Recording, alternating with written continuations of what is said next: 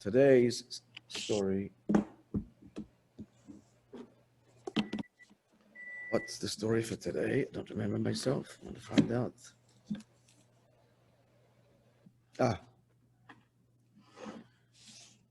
Sukkot, second day of Sukkot, at the Fabrengen of the second day of Sukkot, Tavshin Chafei, 1965. The Rebbe told the story, and he prefaced it by saying as follows. He always did this. Whenever it was a story that he didn't hear from the Frierdiker Rebbe, and a story that Chassidim passed down, he would say, he didn't hear this from the Rebbe, but it seems that the source is a reliable one because it's printed or has been passed down in many sources or in his many Sfarim. So this strengthens the fact that you find in many traditions by other Chassidim and many Sfarim that the story is true. Then the Rebbe added, Chalet's known, the saying when it comes to the stories of the Baal Shem Tov, that even if the story didn't actually happen, it could happen. You've heard that saying.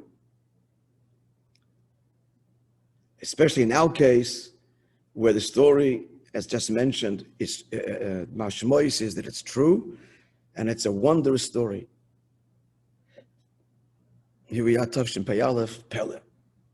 Now he tells the story. You may have heard it.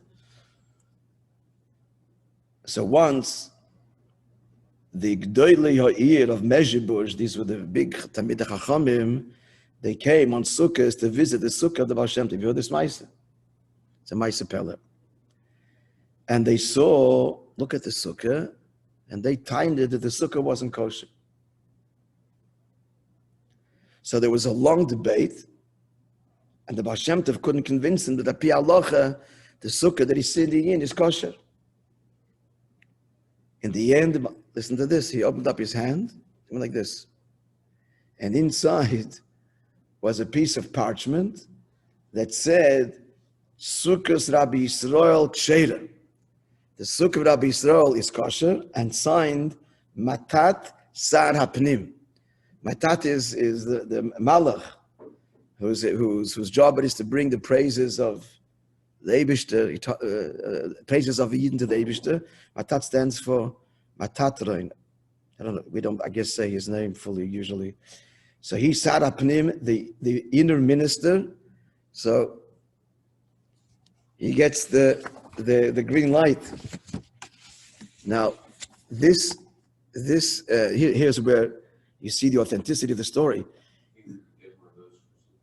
What? Yeah. Now listen. So this cloth, this parchment, went down to the Shem Tov's grandson, the Degel Machne Ephraim, and he used it as a segula. When somebody was sick, Achman Litzlan, he would bring this parchment and the person would heal. And what happened was that nobody was dying. In his region, somebody was sick, he ran with this paper, with this parchment. And one day, the parchment disappeared.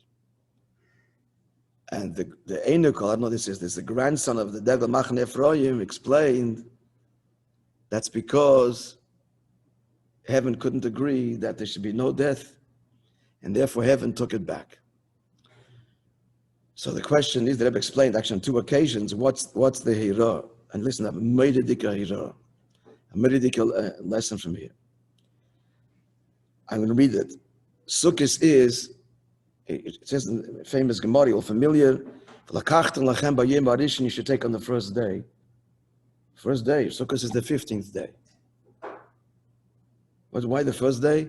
So Rish L'Cheshbon Havonis is the first day to start reckoning transgressions. Why? Yom Kippur we're cleansed. Until Sukkot, who has time to sin? This one's busy with his Sukkah, with his Lulav, with his Hodas. So what's the Sukkah then? So the Sukkah is to protect, I'm using Rebbe's words here, to protect the Yid from the Koch, from the whole Chmimis, the whole excitement of worldly things.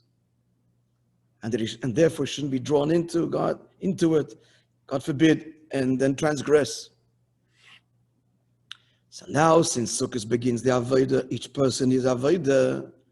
So there's a big difference between Rashechem, the heads, all the way down to the water carriers and the wood choppers. So the Sukkah means this Baruchnis of the Roshim of the heads. It's a beautiful Sukkah, and it's completely exclusive. It embraces the Yid, completely protecting him from the negative influences of the outside world. But the simple Yid, his Sukkah is not so perfect. And therefore the Baal Shem Tov, with the Nasi Yisrael, he dafke sat in a Sukkah where it's a whole debate, does it protect, does it not protect? That's all in doubt.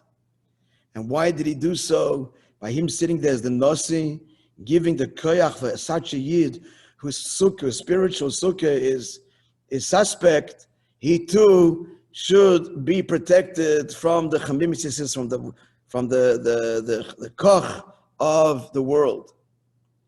And even though this means that Hashem Tov himself is prevented from sitting in a wonderful sukkah, and the Rebbe adds that even after the note appeared from heaven that from Matat, the fact is Tereh Leber Shemayim, it has to be pasken down here.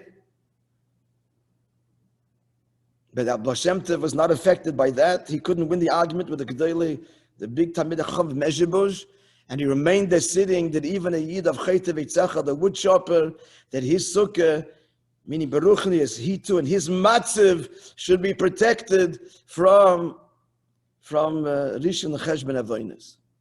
And so the Baal Shem Tov taught a lesson to the Gedolei of Mezhebush. What is the conduct of a true leader?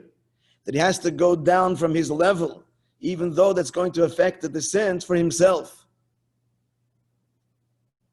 And he has to even dragging down Malach Matat, all to help a Yid, another Yid, to protect him from Avonis. And the lesson that Rebbe said to us is that even though in general a Jew is not allowed to compromise on Hiddur Mitzvah under any circumstance. But here we have a message from those who can give the message. Manig Yisrael the Baal Shem Tov.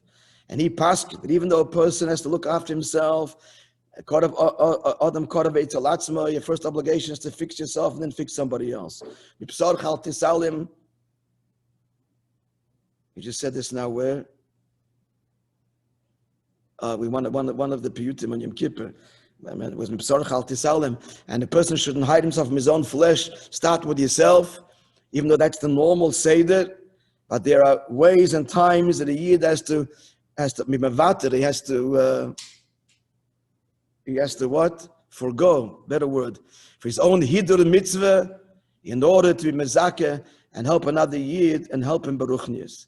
And he concluded, Ashri Chelka, fortunate are those who will choose to listen to this instruction of the Baal Shem Tov and his Talmidim till our generation. So it's a call for the holding of shlichus and etc. Have a wonderful day.